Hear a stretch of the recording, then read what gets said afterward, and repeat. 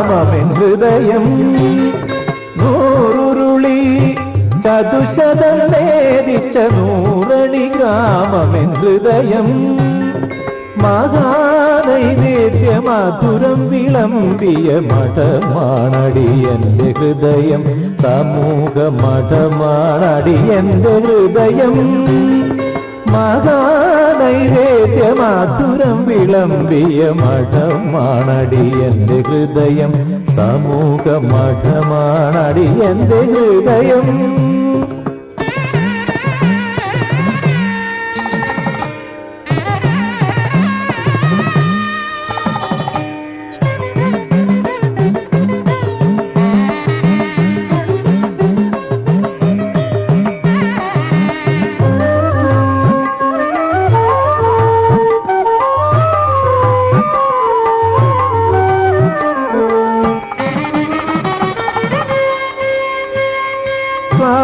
പിടിക്കാത്ത വിശ്വാസപാത്രത്തിൽ ജീവിതപാനകം പകർന്നിടുമ്പോൾ ക്ലാവ് പിടിക്കാത്ത വിശ്വാസപാത്രത്തിൽ ജീവിതപാനകം പകർന്നിടുമ്പോൾ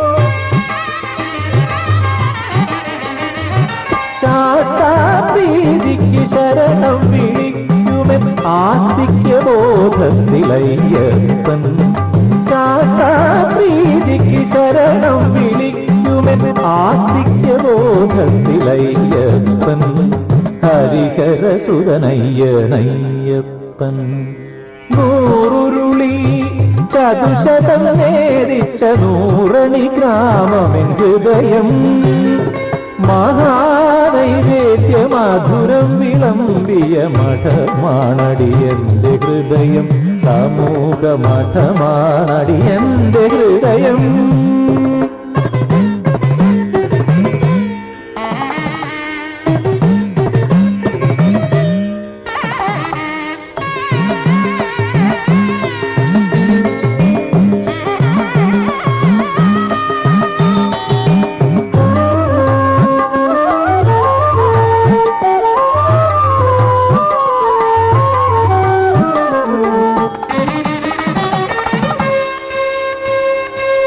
ഭദ്രദീപത്തിലെ അഗ്നിയെ സാക്ഷിയായി രുദ്രവും ശമകവും ചൊല്ലിടുമ്പോൾ സഞ്ചമേ മയശ്ചമേ പ്രിയഞ്ചമേ നുകാമശ്ചമേ കാമശ്ചമേ സൗമനസശ്ചമേ ഭദ്രഞ്ചമേ ശ്രേയശ്ചമേ വസ്യശ്ചമേ യശശ്ചമേ ഭദ്രദീപത്തിലെ അഗ്നിയെ സാക്ഷിയായി രുദ്രവും ശമകവും ചൊല്ലിടുമ്പോൾ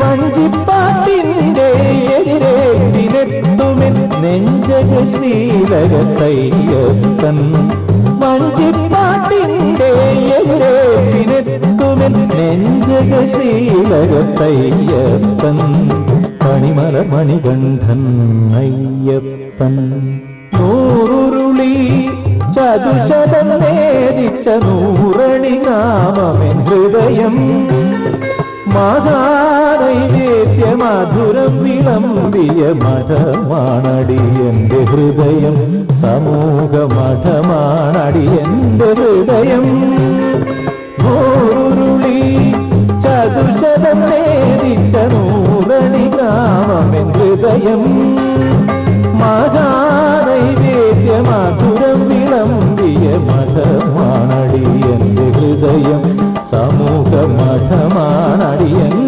ഹൃദയം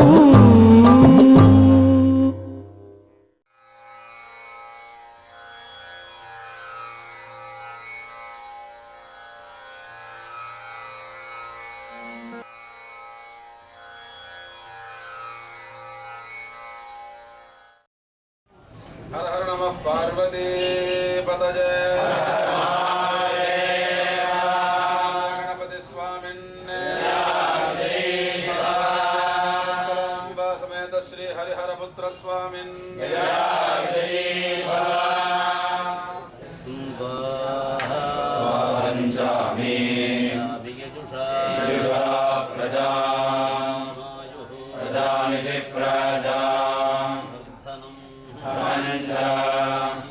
बृहस्पति प्रसूतो यजमानः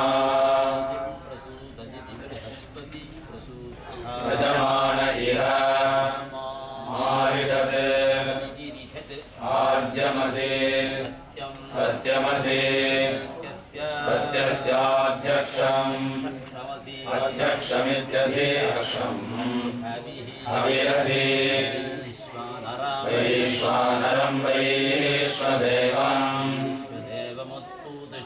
वैश्वदेवमिति वैश्वदेवम्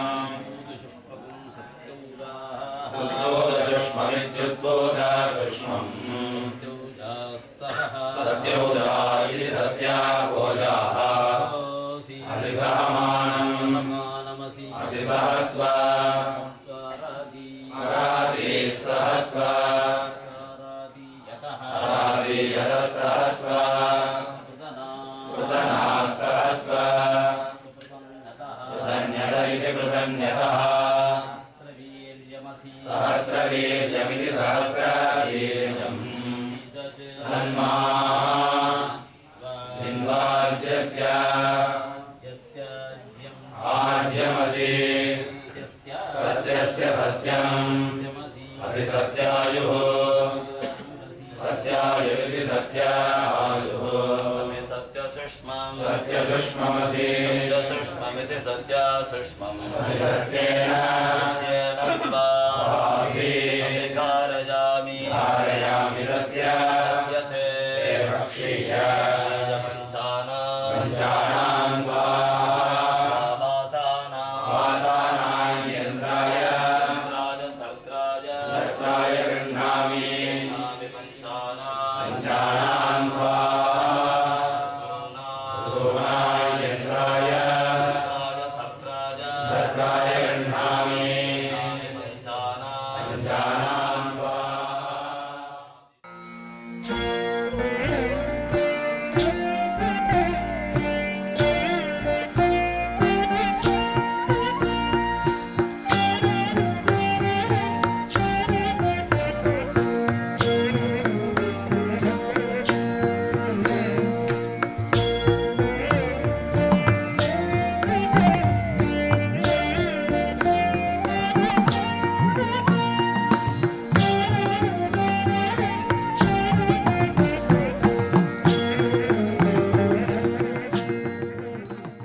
സ്വാമിയേ ശരണമയ്യപ്പ. பாலக்காடு ജില്ലയിലെ நான் வந்த நாள்லேருந்து ரொம்ப நாளாக எல்லோரும் சொல்லிகிட்டு இருப்பான் 96 அக்ரஹாரம் இருக்குது. அதில் பாலக்காடு டவுனில் மாத்திரமாக 18 அக்ரஹாரம் இருக்குது. இந்த அக்ரஹாரத்துக்கு எல்லாம் ஒரு பெருமை இருந்தாலும் நூறணிக்கு ஒரு தனி பெருமை என்னன்னு கேட்டால் அது ஒரு வைதிக கிராமம் சொல்லிட்டு ரொம்ப வருஷமாக அந்த பேர் நூறு கிராமத்துக்கு இருக்குது. அதுக்கு நான் நினச்சிட்டு இருந்தேன் என்னன்னு கேட்டால் பிரதான காரணம் நூறணியில் சாஸ்தாபிரதி சமயத்தில் நடக்கிற அந்த கிருத்திக வாரம் தான் நினச்சிட்டு இருந்தேன். ஆனால் அந்த கிருத்திக வாரம் எல்லாம் நடக்கிறதுக்கு எத்தனையோ வருஷங்கள் முன்னாலே நான் பெரியவாள் சொல்லி கேட்டதாக்கம். நூறணியில் இப்போ நான் உட்காண்டிருக்கப்படுற சிவங்கோவில் சந்நிதியிலே 1143 வைதிக சிரேஷ்டന്മാർ ஒரு நாளைக்கு உட்காந்து மகாருத்ரம் பண்ணியிருக்காள் சொல்லி பெரியவாள் சொல்லி മനസ്സിലാക്കിயிருக்கேன். நான் வேறு 2 பேரும் அதிருத்ரம் பண்ணியிருக்காள் എന്ന് நான் മനസ്സിലാക്കിயிருக்கேன். அது வேறு பல ஆளுகளும் சொல்லியும் இருக்காள். பல இதில் எழுத்துக்களெல்லாம் நான் வாசிச்சும் இருக்கேன். அப்படி பார்க்கறத ஒரு 100-150 வருஷமாக இந்த கிராமம் ஒரு வைத்திய கிராமமாக இருந்திருக்கு. அதனால் இப்போ என்ன ஆச்சுன்னு கேட்டால் தலைமுறைகள் மாறி மாறி வரவாளெல்லாம் இந்த வைதிக தர்மத்தை காப்பாற்றணும்னு சொல்லிட்டுள்ள எண்ணம் எல்லாருக்கும் இருக்குது. அது அப்படி வந்துகிட்டே இருக்குது. அது வந்துட்டு இருக்கிறத ஒரு பிரதான காரணம் இந்த நம்ம கிருத்திக வாரம் நவம்பர் மாதத்தில் சாஸ்தாபிரதிக்கு முன்னாலே கார்த்திகை மாதம் 1ஆம் தேதியிலேருந்து ஆரம்பிக்கிற 44 நாளைக்கு தொடர்ந்து நடத்தப்பட்ட இந்த கிருத்திக வாரம். நான் வர சமயத்தில் என்னோடய ஓர்மை நான் வந்து இப்போ 58 வருஷமாச்சு. என்னோடய ஓர்மையில் அன்றைக்கெல்லாம் அந்த வரி 2 வரியும் நிறைஞ்சிருக்கும். முன்னாலத்து வரியில் அந்த செலபா தீட்சர் உட்காண்டிருப்பார், ஸ்ரீராமகிருஷ்ண சாஸ்திரிகள் உட்காண்டிருப்பார், சுந்தரபாத்தியார் உட்காண்டிருப்பார், அந்த நம்மளோட கொடுவாயூர் ராமதீட்சர் உட்காண்டிருப்பார், ராமசுவாமி ஜோசியர் உட்காண்டிருப்பார். இந்த புறம் எல்லாம் നമ്മുടെ இது நொச்சூர் கிருஷ்ணசாஸ்திரிகள் உட்காண்டிருப்பார். எங்கள் கிராமத்து சுப்பம் தீட்சர் உட்காண்டிருப்பார். அதுபோல் மின்னாலத்து வரியிலே இன்ஸ்பெக்டர் பத்மநாபன் உட்காண்டிருந்திருப்பார், கோந்த தீட்சர் உட்காண்டிருப்பார். இப்படி நிறைய கொடுவாயூர் நாராயணசுவாமி வாத்தியார் அவர் உட்காண்டிருப்பார். அதெல்லாம் சரி எனக்கு ஓர்மையில் எங்கள் ஊரில் பண்டிட்டு ராமசுவாமி சாஸ்திரம் உட்காந்துருப்பாள், நிறைய பேர் உட்காந்துருப்பா. அப்போ இந்த வாரம் நடக்கிறது ஒரு பெரிய காரியமாக தோന്നിட்டிല്ല. என்னவோ கோவிலில் ஒரு சாதாரண நடக்கிற ஒரு இது அது அப்படி நடந்துட்டு இருக்குதுன்னு நினச்சிட்டு இருக்கேன். அப்படி இருந்துட்டு இருக்கிற காலம் போயிட்டு 1950 அந்த தசாப்தம், 60, 70 அந்த தசாப்தம், 70, 80 தசாப்தம் എല്ലാം இந்த வாரமெல்லாம் க்ளீனாக நடந்துட்டுருக்கு. அதை பற்றி மனசில் ஒரு விதமான ஒரு கஷ்டமும் மனசுக்கு தோന്നിட்டு இருக்கலே. இந்த 90 வந்த பின்னே 90லேருந்து இந்தப்புறம் இந்த ஆளுகள் வர்றதோட நம்பர் குறைஞ்சி போயிடுது. இந்த ஸ்காலர்ஸ் வரவாளரோட நம்பர் குறைஞ்சி போயிடுது. ஆலோசித்து பார்த்தால் அதுக்கு நிறைய காரணங்கள் இருக்குது. ஆனால் பிரதானமான ஒரு காரணம் என்னன்னு கேட்டால், இந்த வந்துட்டு இருக்கவாளோடு ஆரும் அவளோட பின்தலைமுறைக்காரர்கள் வைதிக பிரவൃത്തിയിൽ ஏற்படலை. அதாகும் எங்களுக்கு மனசில் பட்ட பெரிய ஒரு காரணம். കൊടുവായൂർ രാമശാസ്ത്രം മാത്രം അവരുടെ കുഴന്തകളെ പഠിപ്പിക്കണമെന്ന് சொல்லி പഠിപ്പിச்சிருக்கார். அதுலேயும் இப்போ இந்த வெங்கடியும் இப்போவும் வந்துட்டுருக்கா இந்த கிராமத்துக்கு. 3ஆம் தலைமுறை சொல்லலாம் அப்படி வந்துட்டுருக்கா. அதுக்கு முன்னாலே இப்போ தலைமுறையெல்லாம் பார்க்கிறதானா சுந்தரவாத்தியார், நடப்பா சித்திராவாத்தியார், அந்தகிருஷ்ண வாத்தியார், அந்த யக்னசாமி வெள்ளம் வந்துட்டு தான் ഞാൻ கேட்டிருக்கேன். அப்படி தலைமுறையாக ஆளுகள் வந்துட்டு இருந்து இந்த 90-92 வந்தோடனே ஆளுகளோட நம்பர் ரொம்ப குறைஞ்சிது. அப்போ സ്വാഭാവികമാகவே எங்களுக்கு மனசில் ஒரு கஷ்டம் என்னான்னு கேட்டால் இதொன்று நேராக்கணும். எங்கள் பிரசிடெண்ட் அப்போது NP ചൂടാമണിയരകം. ചൂടാമണിയർക്ക് മനസ്സിൽ ഒരു അവരെപ്പോഴും இந்த വാരത്തോട് കാര്യത്തിൽ പ്രത്യേകமாக ശ്രദ്ധ എടുക്കപ്പെട്ടവരാകും. அவ குடும்பம் இருக்க கூடாமணி குடும்பம் அவ குடும்பத்தில் இருந்தாங்க இந்த வாரத்தை நடத்திக்கிட்டு இருந்தாள். வார பிராமணர்களுக்கெல்லாம் சாப்பாடு போட்டுருந்தாள். வார பிராமணர்களுக்கு சாப்பாடு போட்டுருந்தோன்னா அந்த காலத்தில் பிராமணர்களுக்கு மாத்திரமல்ல கிராமத்தில் உள்ளவர்களுக்கு எல்லாம் போட்டுட்டு இருந்தாள். அப்படி ஒரு காலம் இருந்து கோவிலில் இடமில்லாதக்கு அன்றைக்கெல்லாம் கிராமத்தில் திண்ணையில் ஒன்றும் கவர் பண்ணியிருக்க மாட்டாள். எல்லா ராத்திரி திண்ணையிலையும் இலையை வச்சு போட்டுட்டு இருந்தாலும் சொல்லி நான் கேட்டிருக்கேன், நான் பார்த்துட்டல. அப்படி நடந்துட்டு இருந்தது இந்த வார சத்தியை. அது போய் நடந்துட்டுருக்கு முடக்காய்க்கு. ஆனால் இந்த விஷயத்தில் ஏதாவது ஒன்று பண்ணணும்னு சொல்லிட்டு நாங்கள் ஒரு 95ലാക്കും நான் எங்கள் பிரசிடெண்ட் சூடாமணியருமா கூட ஆலோசித்து எங்கள் சூடாமணியர் கூட எப்படி இருக்கப்படுவோம் இந்த பாஸ்கரன். அதனால் அவരെ விட எனக்கு இந்த கிராமக்காரர்கள்லாம் தெரியும். இந்த கிராமத்தில் ஒரு அத்தரத்தோட அட்டாச்மெண்ட் உள்ளவராகும் எங்கள் பிரசிடெண்ட் பாஸ்கரன் இருக்காரு. அவரே கூப்பிடுத்த பிரசிடெண்ட் அவருக்கு எங்கள் கிராமக்காரிகளோட அட்டாச்மெண்ட்டு என்ன பிராணம் போனாலும் அந்த கோவிலோடு நடக்கப்பட்ட காரியங்களில் ஒரு விதமான காம்ப்ரமைஸுக்கும் அவர் சம்மதிக்க மாட்டார். அதெல்லாம் சூடாமணிட்டேருந்து நன்னா படிச்சுக்கிட்டும் இருக்கார் இவர். அப்படி இருக்கத்தை நாங்கள் ஆலோசித்தோம். நீங்கள் என்ன செய்யணும்னு சொல்லி எப்பவும் சொல்லுவார். என்ன சொல்கிறான்னு என்னையும் சேர்த்து சொல்லிக்குவார். நீ என்னத்தையாவது ஏற்பாடு பண்ணணும், எப்படி பண்ணணும் ஏற்பாடு பண்ணணும் சொல்லிட்டு. அப்போது எங்கள் பிரசிடெண்ட் சூடாமணியர் நானும் சொல்கிறேன்னு சொன்னார். நான் சூடாமணியர் எங்கள் கூட அந்த கமிட்டியில் ஒர்க் பண்ணின்றத NR வெங்கடகிருஷ்ணன் சொல்லப்பட்ட மணிக்குட்டி மாமா, പിന്നെ டாக்டர் ராமச்சந்திரன், இந்த வீடியோ ராமச்சந்திரன் சொல்லுவாள். அவனுக்கு இதிலெல்லாம் பெரிய பரிജ്ഞானமுள்ளவனாகும். அவன் இதிலெல்லாம் அன்றைக்கி இந்த வாரத்தோடு காரியத்தில் ശ്രദ്ധയും இருந்தது அவனுக்கு.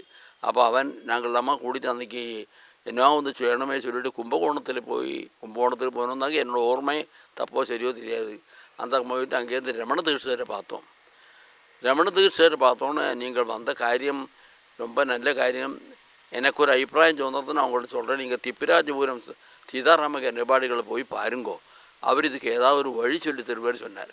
அப்போ நாங்கள் அன்றைக்கி திப்பிராஜபுரம் சீதாராம கன்னிபாடிகளை போய் பார்த்து அவர்கிட்ட போனோன்னே இந்த மாதிரி நடக்கிறதான உருணிலே எனக்கு அது ரொம்ப சந்தோஷமாக இருக்குது, கேட்குறதுக்கே சந்தோஷமாக இருக்குது. நான் எப்படியாவது ஒரு 7-8 பேரை சங்கடிப்பிச்சு அனுப்புகிறேன். நான் வர காரியம் நான் பாடசாலை நடத்தப்பட்டவனாகும், வர முடிஞ்சால் வர்றேன்னு சொன்னார். ஆனால் அவர் அந்த வாக்கை காப்பாற்றினார். அந்த வருஷம் அவர் வந்தார். அவர் புள்ள நாராயணன் நிறைய ஆளுகள் 7-8 பேரை கிளட்டின்னு வந்தார். அன்னையிலேருந்து இந்த வாரத்துக்கு ஆளுகள் நிறைய வர தொடங்கினாள். இப்போ என்னன்னு கேட்டால் அது வந்து போன வருஷம் பார்த்தோன்னே 2 வரி, ஒரு வரி உட்கார முடியாமல் 2 வரியாയിട്ട് 4 வரி உட்காந்து நடத்தும்படியான ஒரு ஸ்டேஜுக்கு இந்த வாரம் வளர்ந்து வந்திருக்கு. அதெல்லாம் எங்கள் ஐயப்ப சுவாமியோட அனுகிரகத்தினாலே நடக்கிறது. எங்களுக்கு ஒன்றும் பெரிய சமத்துவம் உண்டாயிட்டല്ല, அந்த அவளோட அனுகிரகத்தால் இந்த வாரமாக. ஆனால் காலத்தோட போக்கு எப்படி இருக்குதுன்னு கேட்டால் சாமான்களுக்கு வர்ற விலையும் നമ്മൾ இந்த வைதிகாலையெல்லாம் பெரிய அந்தந்த ஊர்லேருந்து மெட்ராஸ்லேருந்து சென்னை ஹைதராபாத்லேருந்து அங்கேருந்து இங்கேருந்து எல்லாம் அவளை கூட்டின்னு வந்து அவளை அதுபோல் நம்ம பரிபாலனமும் பண்ணண்டாமா. அப்போ பெரிய ஒரு சங்கிய இதுக்கு வேண்டி செலவாக்க வர்றது.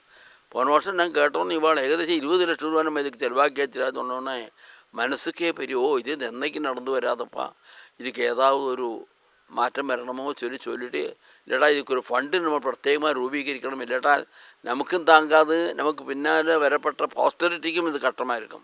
അപ്പോൾ அந்த மாதிரி ஆலோசிச்சோன்னே நாங்கள் என்ன செய்யணுட ஒரு ஆலோசனை எங்களுக்கு உடனே தோணுது, இந்த வாரம் நடக்கிறதுக்கு மாத்திரமாக ஒரு ட்ரஸ்ட்டு நம்ம ரூபீகரிச்சு விட்றோம். എന്നിട്ട് அந்த ட்ரஸ்ட்லேருந்து ஒரு ஃபண்ட் உண்டாக்கி அதுலேருந்து வரப்பட்ட வருமானத்தில் இந்த வாரம் நடக்கிற மாதிரி. ஆனால் நாளைக்கு வரப்பட்ட அந்த குழந்தைகளுக்கு இந்த சாஸ்தாபிரதி நடத்துறது ஒரு பாரமாக அவளுக்கு தோணப்படாது. அதாக்க எங்களோட உத்தேசம். അപ്പോൾ அந்த ஆலோசனை உடனே நடத்தி போன வருஷமே 100 NGS வேதவர்தினி ட்ரஸ்ட் എന്നൊരു ட்ரஸ்ட் தொடங்கினோம்.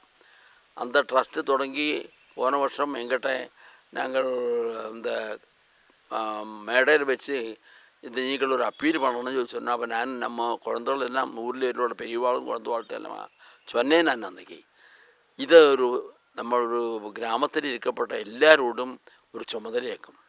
இன்றைக்கி நூறுணியிலுள்ள நம்ம குழந்தைகள்லாம் இந்தியானாலும் சரி, நம்ம இந்தியாவில் வேறு எங்கேயானாலும் சரி, இந்தியாவுக்கு வெளியிலேயானாலும் சரி, நம்ம குழந்தைகள்லாம் சௌக்கியமாக இருக்கான்னு சொன்னால் அதுக்கெல்லாம் பிரதானப்பட்ட காரணம் இந்த ஐயப்பனோட அனுகிரகமாக்கும்.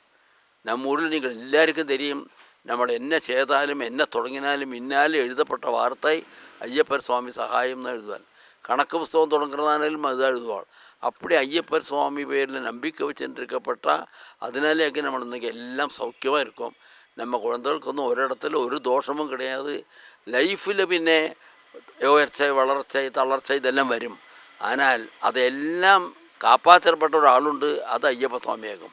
അപ്പോൾ அதை மனசில் வச்சுக்கிட்டு நீங்களெல்லாம் எனக்கு அன்னைக்கு தோന്നിன மனசில் தோന്നിனு சொன்னேன், ஒரு குடும்பத்தில் எத்தனை குழந்தைகள் இருந்தாலும் அவள்லாம் எங்கேயாவது சம்பாதிக்கப்பட்டவாளானால் ஓரோருத்தரும் 1 லட்சம் ரூபா வீதம் தந்து இந்த NGS வேதவர்தினி ட்ரஸ்ட் ஃபண்டை ஒரு 2 கோடி ரூபாயாவது ஆக்காதைக்கு நீங்கள் அவசானிப்பிக்கப்படாது சொல்லிவிட்டு அப்பீல் பண்ண முடியும் என்கிட்ட சொன்னால் நான் அப்பீல் பண்ணேன். அது ஈஸ்வரனோட அனுகிரகத்தினாலே அன்னைக்கே ஒருத்தருமா இது 25 லட்சம் ரூபாய்க்கு ஸ்வாமிஸ் பண்ணி 19-20 ரூபாய் இப்போ கலெக்ட் பண்ணி ஆயிடுச்சு. இனி பாக்கி உள்ளது அது அவள் ப்ராமிஸ் பண்ணுவாள்னோ தருவாள், அதை பற்றி ஒன்றுமில்லை. ஆனால் நீக்கு இந்த சந்தர்ப்பத்தில் ஒரு காரியம் சொல்லாக்கி இருக்கிறதுக்கு வழியில்லை. எங்களுக்கு இந்த வேதவர்தினி ட்ரஸ்ட் நாங்கள் ஃபார்ம் பண்ணணும்னு சொல்லிட்டு மனசில் நினைக்கிறதுக்குள்ளே முன்னாலே அதுக்கு ஒரு உற்சாகம் தந்தது இங்கே ஒரு தர்மசாஸ்தா சேரிட்டபிள் ட்ரஸ்ட் சொல்லிட்டு ஒரு இது நடக்கிறது. அந்த ட்ரஸ்ட்டில் இருக்கப்பட்டவாள் நம்ம குட்டிகள் தான். அப்போ அவள் எல்லாமே சேர்ந்துட்டு அவள் ட்ரஸ்ட்லேருந்து ஆദ്യം 1 லட்சம் ரூபாய் தந்து விட்டாள். அப்படி தந்துட்டு இருந்தால் அப்போ அது நமக்கு ஒரு தொடக்கமாக ஒரு இதுமாச்சு, ஒரு உற்சாகம் ஆச்சு. പിന്നെ ഒരു കഴിഞ്ഞോன்னு இப்போ போன ஒரு 2 மாதம் பின்னாலே அவள் எங்களுக்கு ஒரு லெட்டரே எழுதியிருக்காள். இந்த NGS வேதவர்தினி ட்ரஸ்ட்டுக்கு வேண்டி இந்த அந்த ட்ரஸ்ட் என்ன அவள் நிறைய காரியங்கள் செய்கிறாள். Relief to the poor, education, medical aid, പിന്നെ இந்த மரணானந்தர அடியந்தரங்களுக்குள்ள சகாயம் அதெல்லாம் நிறைய சேர்ந்துட்டுருக்காள். அதுக்கு இடையில அவள் எங்களுக்கு ஒரு லெட்டர் போட்டால் அந்த மாதிரி இந்த NGS வேதவர்தினி ட்ரஸ்ட்டு சொல்லிட்டு நீங்கள் ஆரம்பிச்சிருக்கீங்களே, அந்த ட்ரஸ்ட்டோட ஃபண்டை ஆக்மெண்ட் பண்ணுறதுக்கு எங்களால் ஆகப்பட்ட சேரத்துக்கு நீங்கள் எங்களுக்கு அதிகாரம் தரணும். நாங்கள் அதை பிரிச்சுட்டு ரூபாய் தரோம், நாங்கள் தந்த பின்ன நீங்கள் ரசீது தரணும். அந்த மாதிரி உள்ள ரீதியிலே ஒரு ஏற்பாடு எங்களுக்கு சம்மதம் தரணும்னு சொன்னால் நாங்கள் சம்மதமும் கொடுத்துருக்கோம். அது பிரகாரம் அவள் ஒர்க் பண்ணின்னு இருக்காள். அப்போ அவளை ஒன்று பிரத்யேகமாக இந்த சந்தர்ப்பத்தில் நான் நன்றி சொல்லாட்ட நல்லா இருக்காது. அதனால எங்கள் பிரசிடெண்ட் பாஸ்கர் மாமா அவராக்கு இதெல்லாம் பேசலாம், அவருக்கு இதே மாதிரி அண்ணா காரியங்கள்லாம் தெரியும், கொஞ்சம் கூடி தான் சொல்லுவார். ஆனால் அவர் என்ன நீ பேசி சொல்லி சொன்னதுனால நான் பேசுகிறேன். பிரசிடெண்ட்டுக்கும் இந்த பிரசிடெண்ட்டுக்கும் கூட ஒர்க்கு பண்ணப்பட்ட இப்போத்த எல்லா கமிட்டி அங்கங்களுக்கும் சகல ஐஸ்வர்யங்களும் இந்த நூறணியின் சங்கே இருந்தாலும் പിന്നെ നൂറുണിയിൽ ഇരുന്നാലും ഇന്ത്യക്ക് വെളിയിൽ ഇരുന്നാലും ഇന്ത്യയിൽ ഇരുന്നാലും എല്ലാ കുഴന്തകൾക്കും നൂറുണീൻസ്ക്കെല്ലാം ഇന്ന കലിയുഗ പറഞ്ഞാണ് எங்கள் தர்மசாஸ்தாவ பரமானுகிரகம் இருக்கட்டும் சொல்லி பிரார்த்திச்சுக்கிண்டு நான் நிறுத்திக்கிறேன். நமஸ்காரம். எல்லாருக்கும் நமஸ்காரம். என் பேர் கணேஷ் கணபாடிகள்னு பேர். திருவிடைமருதூர், சிதம்பரம் இந்த ஊர்களில் வேதாத்தியனம் செய்தேன். அதன் பிறகு சென்னையில் ஒரு 10 வருஷம் வைதிகமாகவும் பாடசாலை அத்தியாபகனாகவும் இருந்தேன். இந்த நம்ம பாலக்காட்டில் இருக்கக்கூடிய ராமநாதபுரம் கிராமத்தில் இருக்கக்கூடிய வேத பாடசாலைக்கு ஒரு முக்கியமான காலகட்டத்தில் வாத்தியார்கள் இல்லாமல் தவித்து கொண்டிருக்கும் பொழுது எப்படியாவது நீங்கள் வரணும்னு சொல்லிட்டு வைத்தியத்தில் இருந்த என்னை வந்து அங்கிருந்து அவள் அழிச்சுன்னு வந்தாள். அந்த சமயத்தில் அதை வைதீகம் வேண்டாம் அப்படின்னு சொல்லி எல்லாருமாக அது நீங்கள் போயிட்டு வாங்கோன்னு எல்லாருக்கும் நமக்கு ஒரு இது கொடுத்ததுனால இந்த பாலக்காடுக்கு வந்தோம். இந்த வேத பாடசாலையில் ஒரு 6 வருஷம் 7 வருஷம் இருந்துட்டு இப்போது இதே பாலக்காட்டில் வைதீகமாகவும் வெளியூருக்கு வேத பாராயணத்துக்கு போயிட்டு இதே நூரணி கிராமத்தில் இருந்துட்டுருக்கேன். அது இந்த நூரணி கிராமத்தில் நான் இருக்கிறதுக்கு மெயின் காரணம் சாஸ்தா தான். அந்த சாஸ்தா தான் நான் இந்த கிட்டத்தட்ட ஒரு 7-8 வருஷமாக இந்த ஊர் பாராயணத்துக்கு நான் வந்துட்டுருக்கேன். ஒரு 3-4 வருஷத்துக்கு முன்னாடி ஒவ்வொரு பாராயணத்தினுடைய கடைசி நாளில் இந்த நம்ம பிரசிடென்ட் மாமா என்னன்னார் மாமா பேசுவார். பாராயணம் முடிஞ்ச உடனே பேசுவார். இந்த வருஷம் இவர்கள் வந்து பாராயணம் பண்ணார், இது 40 நாளைக்கு வந்தா, இவ 35 நாளைக்கு வந்தான்னு சொல்லிட்டு இருப்பா. நான் அது வரைக்குமே 30 நாள் 35 நாள் பூர்த்தியாகவே இருந்ததே கிடையாது. ஒரு வருஷம் என் கூட வேலை செஞ்ச கிரிதர கணபாடிகள் அப்படிங்கிறவர் 44 நாளைக்கு விடாமல் வந்து நல்லா பாராயணம் பண்ணார். அந்த வருஷம் நம்ம பிரசிடென்ட் மாமா அதே போல் இந்த வருஷம் கிரிதர கணபாடிகள் 44 நாளைக்கு வந்தார். வந்துட்டு நம்ம பாராயணத்தை சிறப்பித்து நடத்தி கொடுத்தார் அப்படின்னு சொன்ன உடனே எல்லாரும் கரகோஷம் எழுப்பி ரொம்ப சந்தோஷமாக அவரை உற்சாகப்படுத்தினான். நான் அடுத்த வருஷம் நினச்சேன் இதே மாதிரி ஒரு கரகோஷத்தை நாம் வாங்கணும் அப்படின்னு மனசில் வாங்கிட்டேன். அது ரொம்ப சமமான விஷயம். அவருக்கு எனக்கு ஒரு வித்தியாசத்தை நான் அன்றைக்கி சொல்லலை. ஏன்னா அவர் ஒரு பாடசாலை அத்தியாபகனாக இருந்துருக்கார். வெளியூர்களுக்கு எங்கேயுமே போக வேண்டிய அவசியம் இல்லை. அவருக்கு 44 நாள் அவரை வந்தது பெரிய விஷயம். இருந்தாலும் அவருக்கு இருக்கிற ஒரு வித்தியாசம் என்னன்னா, நான் வெளியூருக்கோ உள்ளூருக்கோ போய் தான் சம்பாதிச்சாகணும். இந்த 44 நாள் எனக்கு கோயம்புத்தூர்லையோ மெட்ராஸ்லையோ ஒரு வேலை வந்துடுது அப்படின்னு சொன்னால் வைதிகத்தை விட்டு விடாமல் இருக்கவும் முடியாது. அதனால வந்து வெளியூர்களுக்கெல்லாம் போயின்னு அத்தனை வருஷம் இருந்துட்டேன். அந்த வருஷம் சரி எந்த வைதிகம் வந்தாலும் பரவாயில்லை, 30,000 50,000 எது வந்தாலும் பரவாயில்லை, இந்த வருஷம் நமக்கு சாஸ்தாவுக்கு ஒரு நாள் கூட லீவு போடாமல் 44 நாள் பாராயணம் பண்ணணும். இது ஒரு சங்கல்பமாக மனசுக்குள்ளே வச்சுட்டு அந்த வருஷம் பாராயணத்தை பண்ணிட்டு இருந்தேன். நடுவில் எத்தனையோ இடைஞ்சல்னா சில டைமில் கோயம்புத்தூர் வைதிகத்து காலையில் போனேன்னு சொன்னால் நம்ம பாலக்காட்டை பற்றி தான் தெரியும். டக்குன்னு ஸ்ட்ரைக்கும் அங்கேருந்து வரும்போது பஸ்ஸும் இருக்காது, ட்ரெயினும் இருக்காது. சாயந்தரம் இங்கே 6:30 மணிக்கு வந்தாகணும். எத்தனையோ தடவை சிரமப்பட்டு 6:40க்கெல்லாம் இங்கே வந்து கஷ்டப்பட்டு இல்லை உட்காந்து பாராயணம் பண்ணியிருக்கேன். இங்கே ஒரு பாராயணத்தில் நமக்கு குறிப்பிட்ட ஒரு சம்பாவனை நமக்கு கொடுக்குறான்னு சொன்னால் 44 நாளைக்கு கொடுக்கக்கூடிய சம்பாவனையே எனக்கு ஒரே நாளில் வரும் அப்படின்னு இந்த சாஸ்திரம் டெஸ்ட் பண்ணியிருக்கார். 40,000 ரூபாய் உனக்கு ஒரே நாளில். பிராமணர்களுக்கெல்லாம் தெரியும் எப்படின்னா, ஒரு வாரத்தில் ஒரு ஆப்திகம் நடக்கிறதுன்னு வச்சுக்கோங்களேன். பெரிய கோடீஸ்வரனாக இருக்க நம்ம 1 பவுன் காசு 1/2 கிலோ வெள்ளிச்சொம்பு 10,000 ரூபாய் சம்பாவனை என்ன ஆச்சு பாருங்க, 40,000 ரூபாய் ஆச்சு. இங்கே 44 நாளைக்கு நான் வந்து பாராயணம் பண்ண என்ன எனக்கு சம்பாவனையோ அது ஒரே நாளில் கிடைக்கும். போகிறதா வேண்டாமா மனசு ஒரு தவிக்கும், நெருப்பில் விழுந்த இது புழு மாதிரி தவிக்கும். அப்படி இருக்கும் பொழுதும் அதே யார் டெஸ்ட் பண்ணாரோ அவரே எனக்கு சக்தியும் கொடுத்தார். நீ போகாத அப்படிங்கிற, நான் போகலைங்கிற ஒரு எண்ணத்தை எனக்கு கொடுத்தாரு. நீ போக வேண்டாம் அப்படின்னு சொல்கிற மாதிரி. அது எல்லாத்தையும் எல்லா டெஸ்ட்டையும் நாம் தாங்கிட்டு இந்த 44 நாள் பாராயணத்தை சந்தோஷமாக முடித்தேன்.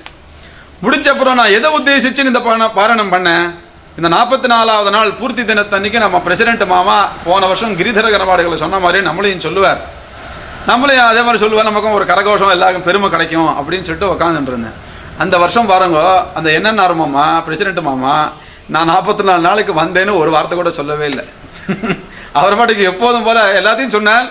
அந்த வருஷம் இந்த வருஷம் யாரும் 44 நாளைக்கு விடாமல் வந்திருக்கா, கணேசன் படைகள் இப்படி வந்தார் அதெல்லாம் ஒன்றுமே சொல்லலை. இதோ சொல்ல போகிறா இதோ நமக்கு கரகோஷம் கிடைக்க போகிறது, பெருமை அடைய போகிறேன்னு அப்படின்னு நினச்சிட்டு இருக்கேன். ஒன்றுமே இல்லை.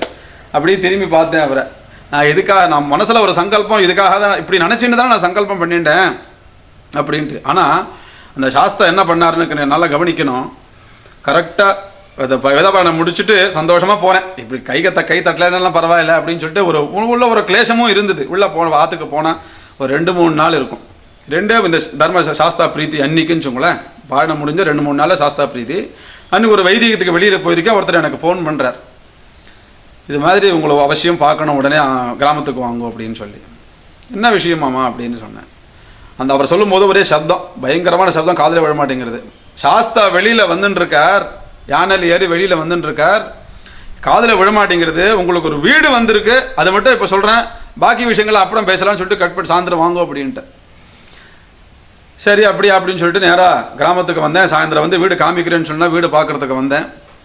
வந்து பார்த்தா அந்த வீடு காமிச்சவா சொன்ன ஒரே ஒரு வார்த்தை, ஒரு காலத்தில் இந்த வீட்டில் தான் வேத பாராயணத்துக்கு வந்தவா அத்தனை பேருமே சாப்பிட்டுன்னு இருந்தா அப்படின்னா என்னுடைய சம்பாத்தியத்துக்கு இந்த காலத்தில் நிச்சயமாக பூமியோட சேர்ந்து வீடு வாங்க முடியாதுங்கிறது சத்தியம். அப்படிதான் பாலக்காட்டை பொறுத்த வரைக்கும் நான் சம்பாதிக்கிறதுக்கு நான் எப்படி வாங்குறது? இந்த வீட்டை பார்த்து நான் மனசு கஷ்டப்பட்டேன். ஐயோ நான் வீடு நல்லா இருக்கே வாங்க முடியலையே அப்படின்னு கஷ்டப்பட்டேன். அவள் 2 நாள் கழிச்சு அவள் எனக்கு ஃபோன் பண்ணுறா, உங்களுக்கு இந்த வீடு பிடிச்சிருக்கா? பிடிச்சிருக்கு. சரி, உங்களால் என்ன கொடுக்க முடியும்?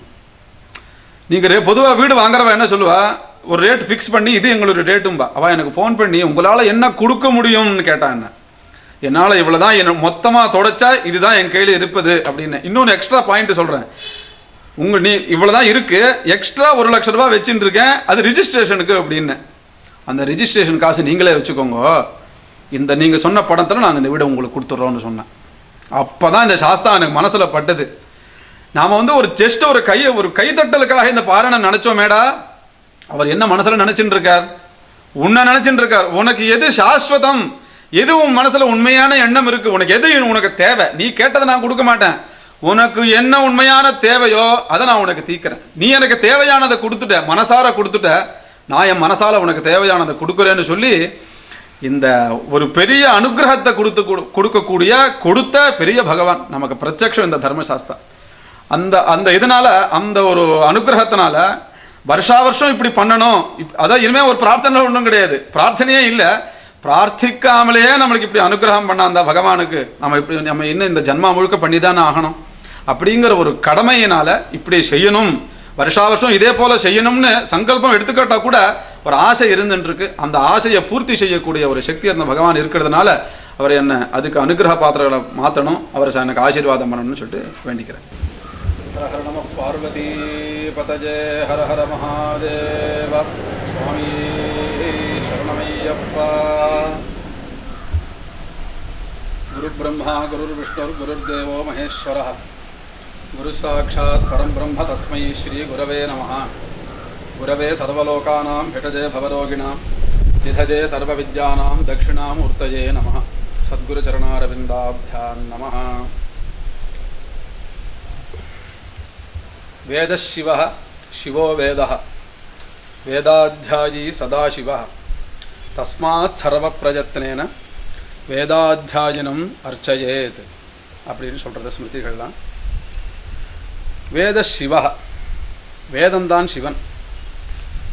சிவோ வேதா, சிவன் தான் வேதம். வேதம் வேறாகவும் பரமேஸ்வரன் வேதாகவும் நம்ம பார்க்கப்படுவதில்லை, ரெண்டுமே ஒன்றாக தான் நம்ம பார்க்குறோம்.